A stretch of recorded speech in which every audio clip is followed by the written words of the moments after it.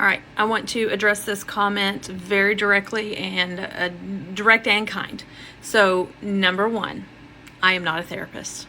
I've been very open about the fact that I am not a therapist. I am an intervention expert. I am not a therapist. I teach other people how to intervene, and I make intervention for people much more accessible so that we're not dependent on a mental health system that is completely overrun and still is very stigmatized. So that's number one. Number two, you're entitled to your opinion on this. I totally get it.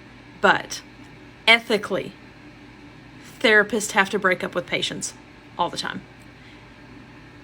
If you know as a professional, I can be of no more service to this person, ethically, you have to move them on to someone who can care for them. Okay? Someone who is a better match, somebody who is more equipped, who has a specialty in whatever is going on with them. Okay? It does not, just because you commit to somebody, there's lots of things that could come up, right?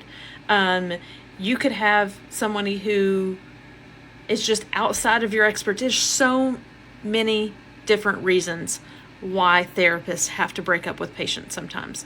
Just like you don't have to commit to a doctor. Like you go to them, you don't have to commit to continuing to see them if you're not happy with their care.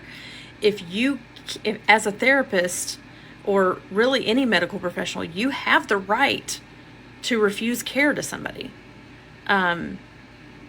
You shouldn't refuse care and just not give them anything at all.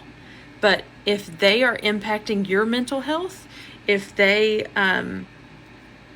you have tried and tried and tried and you cannot make progress, but you know this person needs to have progress, it's okay to say, hey, I'm not it. I can't do it anymore. So I just don't want that misinformation out there. If a therapist or a mental health professional continues to treat somebody they know they cannot help anymore, best case scenario is that they're just continuing to serve as a crutch. They're doing a disservice to the patient or to the person that they're serving. It's not fair to continue that.